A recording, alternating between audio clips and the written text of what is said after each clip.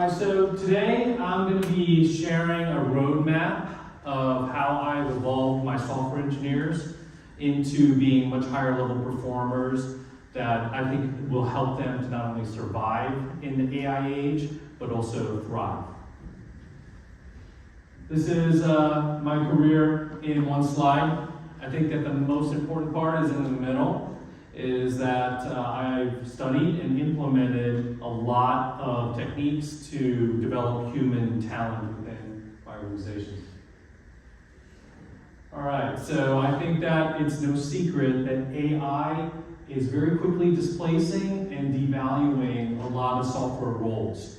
Especially out here in Silicon Valley, I know that there's a lot of fear about the future of this profession. And it's very well warranted, because as it stands today, with tools that are out there right now, like Cursor, Copilot, Bolt, Lovable, this is how much displacement is happening right now. At a junior level, about 85% of those tasks can actually be displaced by AI. And at a mid-level software engineer, it's probably around 66% or so. So we're talking about a very high level of displacement. And what do you do? Here's the roadmap, giving it to you up front. So the first thing is I have my engineers master AI tools. So we like using Cursor. We've also used Copilot, but also Bolt. So master one of the two on the top, one of the two in the middle, and then also have your engineers take prompt engineering courses. You will be amazed at how the proficiency with these AI tools, but also with using ChatGPT or Claude or whatever they're doing, will really shoot up. After that, what do? You have to do more than that. You have to have your humans focus on what AI is not good at. So here are 5 limitations of AI. These are serious weaknesses of AI. Despite how great it is, it's way overhyped. And the most important ones here to understand are, number 1, AI has lack of real-world understanding. So all of the knowledge of your customers and the product domain and the problem space and the solution space, these are all things that AI does not have firsthand context of. This happens in all your meetings with your customers and your teams. The last one there, this one's huge. Dependence on human validation and iteration. So don't believe any of the hype that the human can be kept out of the loop with software development. The human is definitely in the loop if you want anything that you can really ship and be proud of. So there's a lot of dependence of AI on human validation and iteration. I'm going to be hitting on that quite a bit. So what I recommend and what I've done with my staff is upskill them or reskill them in the 5 clouds there. So have them master AI tools and reskill them or upskill them in those 5 clouds. Okay, one of the things that I've been teaching product managers is that they can actually carry out all the prototyping almost all by themselves in many situations. And I'm going to demonstrate that to you. But the big message here is that AI changes the division of labor. And so it allows product managers to really take on much more than they ever have before. And I'm going to give an example here. So I created a quick product requirements document, and then I went to one of my favorite websites, Mobbin, which has hundreds of thousands of apps and websites, screenshots from tons of them. And I searched for screenshots that fit the vision of my app, which is a stock investment app. And then I fed those 2 things in a bowl. Here's my PRD. Here's my screenshots from Mobbin. And then I also used ChatGPT to find out what APIs are available for live stock data. And I decided on Yahoo Finance, Y Finance, and I told it I wanted to integrate that. And then guess what happens? I have a working prototype. It's interactive, and it's real. There's real data in there. So now we're talking about live data prototypes being able to be done by product managers purely through prompting. So the division of labor has shifted to a large degree. Some things that you needed lots of engineering help on, you don't anymore. Okay, so what are engineers to do? This is not bad news for them. This allows engineers to be able to start focusing on reskilling and getting a new skill set. The most important is product knowledge. So on those 5 clouds, product knowledge is all caps because I'm trying to make a point here. And so the reason why is because product savvy engineers are much more valuable than just a standard coder. And also, deep product understanding will unlock innovation in your companies. This is a revelation that I had way back in 2003.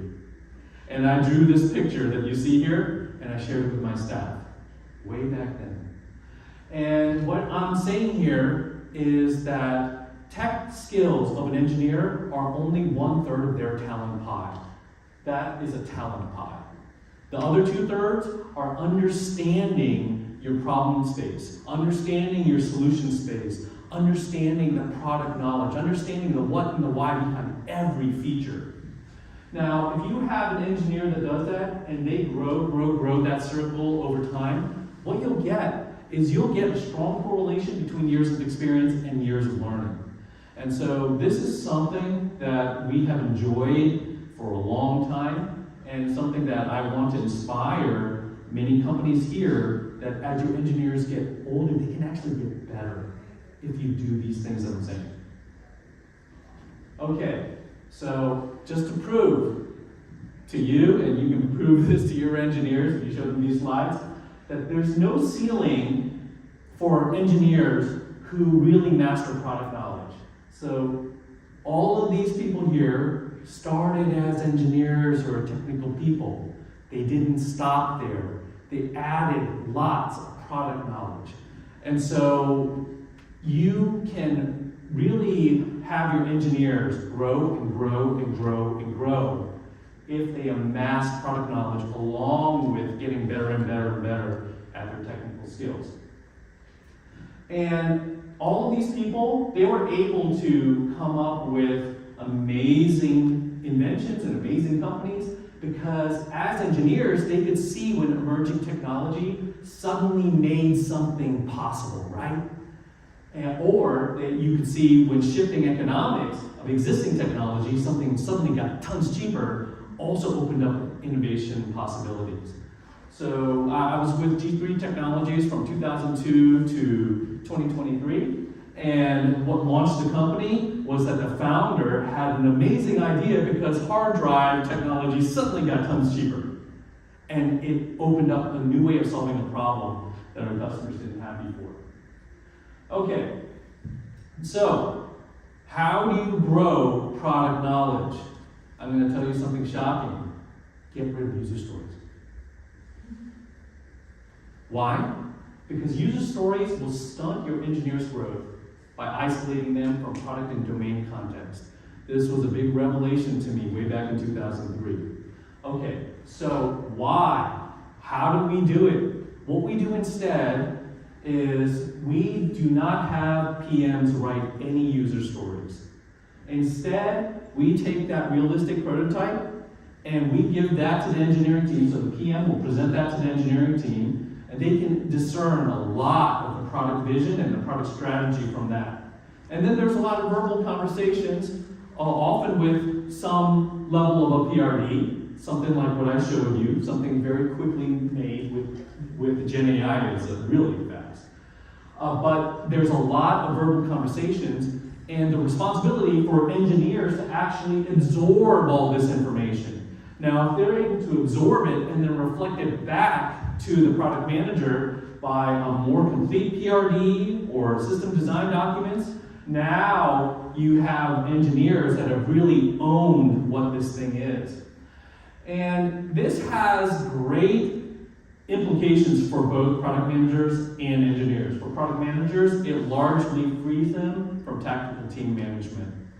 But for engineers, all your software engineers will grow in their product knowledge. All right, the next thing to evolve engineers is to have them really get good at code maintainability. So to really study practical ways to make code highly maintainable, because AI does not generate highly maintainable code. It just doesn't.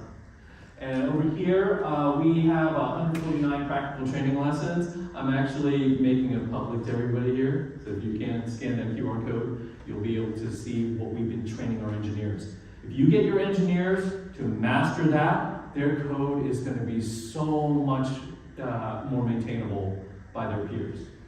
Okay, what is the reason for doing this? Code is a communication medium. And so in order for it to be a very effective communication medium, you have to train engineers to embed the product knowledge and domain intent in all the variable names and all the comments. The next thing is software design and architecture knowledge. So this becomes something really, really important. Because as AI is doing a lot of the grunt work down there, your engineers can work at a higher level. The way that I illustrated this to my engineers when AI came out was I said, I want you to really start using these AI tools to produce code, but then you need to take the outputs of that, you need to shape it and compose it into larger things.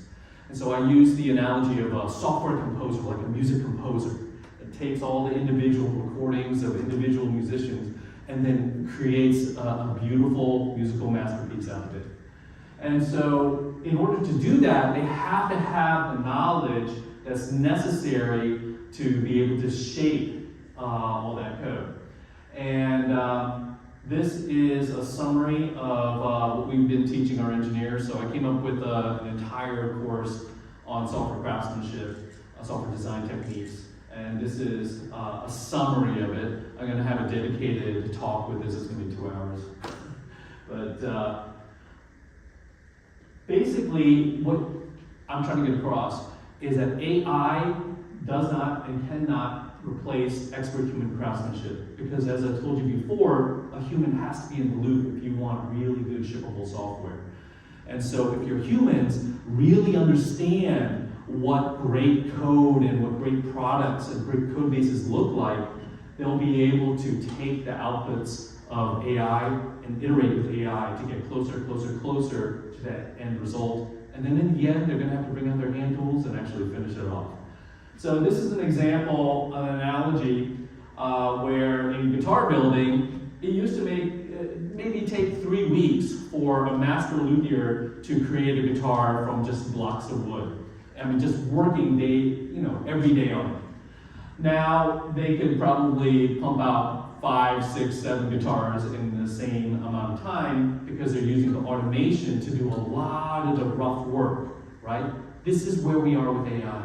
AI is amazing at doing a lot of this heavy work, but there's a lot of human craftsmanship in fine crafting that needs to be done to create a great product. All right, the next thing is accurate, rapid level of effort estimates. So estimation skill is highly, highly valuable. This is something that is really essential for rapid discovery. And being able to estimate is something that it is a skill. There are a lot of pundits out there that try to teach that it's impossible to do estimation, and it's not true. It's a skill. So I'm going to have a separate talk in the future on just estimation and how we've grown that skill in our engineers. But 2 main ingredients that are behind that is that engineers have to have deep and wide code-based knowledge, number 1. And the second thing is that you have to democratize your engineering talent knowledge. What I mean is that you have to document and you have to have available to anyone who cares about this, any engineering leader or even business leader, what is inside the mind of every engineer? What do they know as far as technical skills and how good are they at each technical skill? And also, what do they know about the code bases of those products? With that kind of knowledge, you can really come up with estimates much, much more rapidly and more accurately. All right, the last one is interpersonal skills. And so we have a QR code here where we talk about the different things that we've taught engineers. But basically, we have taken engineers through a 15-week course where there's one meeting a week. They learn some aspect of one of these 4 things, and then they're supposed to apply it within not only work life, but also personal life, and then you come tell the stories in the next meeting. So this has been effective in being able to take people from a low level of interpersonal skills to be able to upskill them. Some people can have dramatic growth, some people have moderate growth, but everyone can grow. This is very important now because AI is really changing the dynamics of what's happening. And if you are getting rid of user stories, like I said, and now that work shifts from product managers to engineers, there's going to have to be a lot more conversations that your engineers will have to have with a wide variety of people.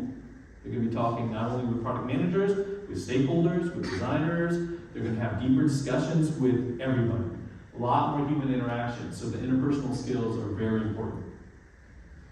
Okay, now I'm going to talk about an anti-pattern that is highly prevalent in our industry. So initially, you have a new product, and you have a cupcake on the left, which represents one product, one dev team, and a modest-sized code base. The size of the cake, that cupcake, is the size of the code base. Now, when that product takes off, what happens? The code base explodes in size, and because you're adding lots of features. And then what do companies do? They take that large code base, that cake, and they slice it up. And then they put a dev team and a product manager in charge of each slice. And now you've got a whole web of engineering managers, engineering leaders in order to support this structure. Now, one problem with this is that when you finally slice your product, and I know that there's some big tech companies out here that they have even dozens to hundreds of teams on one product. When you do that, you blunt the impact of any one team or individual. So my advice is to do whatever you can to reduce the amount of product slicing. And I'm going to show you things that I've done. And this helps empower everyone to have more tangible impact towards the desired outcomes. Now, this is very important right now because if you have this and you can't really easily tie people's impact to outcomes, you have high-risk layoffs. If you have something instead where you can really tie everyone's teams and every engineer's impact to real outcomes, the threat of layoffs decreases very significantly. Okay, so there's 5 enablers for doing more with less. Number 1, develop your AI evolved product engineers. Number 2, have highly maintainable code. The reason why that this is a huge enabler is because in this kind of situation, you see that each engineering team is managing tons more code than before. And that is made possible if that code is highly maintainable. You can read and work on it at 6 to 7 times the speed of code that is not that way. The next thing is to democratize architecture knowledge. One of the things that I've taught my teams is how to actually create diagrams of the architecture that are accurate and realistic and that then can be shared across the engineering teams as well as to product managers and people that are less technical. When you can democratize architecture knowledge, that goes a long way. The next thing is to democratize engineering progress knowledge. What's happening every day with every engineer? How hard is it to get that information? Through daily stand-ups, that's of the past, guys, because that is only giving you very superficial information and you're only getting for a very small part of the product once your product is growing. So instead, what we do is we have AI-generated daily reports from engineering code commits. Every single engineer. And every engineer on the team reads what's happening about every other engineer on their team. Everyone knows exactly the big picture of what's happening. This also really helps growth because this has been a huge catalyst of vicarious learning. So you don't just learn from your own tasks, you learn from everybody else's tasks. And one thing that's very common is that some of our top-level engineers, usually like all the other engineers, follow their reports and read. So their influence and their skill permeates through the team. The next thing is to democratize engineering talent knowledge. And so I talked about this before in the estimation, and what I'm talking about specifically is we have a system that has a baseball card profile on every engineer, and it shows these things. What technical skills do they have, and to what degree do they have those skills? What code-based knowledge do they have on each product that they've worked on? And also, what's their personality profile? And so what this allows, it allows game planning at a management level for engineering managers to be able to very quickly know how they can supplement a bottleneck team with an engineer from another team. And it also allows, the bottom bullet there, engineering managers to perform fantasy drafts for new teams. As an example, maybe somebody from the business side comes and says, hey, we've been talking about the concept of being able to have a competitive product like such and such. And now the engineering manager can say, okay, I can imagine what would be needed to get that done. Let me go to this talent database and see if I can dream up a team that could be put together quickly. So that's what we call fantasy drafts. Now, that's pretty much all I had to share. And I know this was a lot, so I tried to leave some room for Q&A. But also, you can see my contact info here. You can connect with me on LinkedIn, or you can email me if you have particular questions about particular topics. So, open for questions.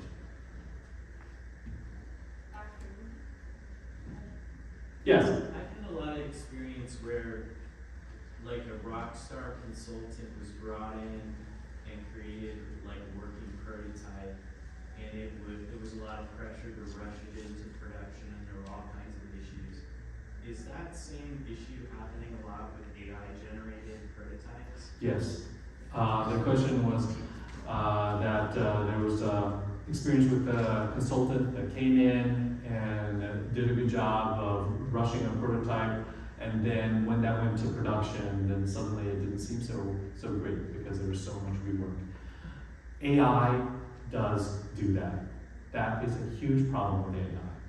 So being able to take the AI-generated code and do tech debt reduction at that point, when you're actually making an MVP, is critical.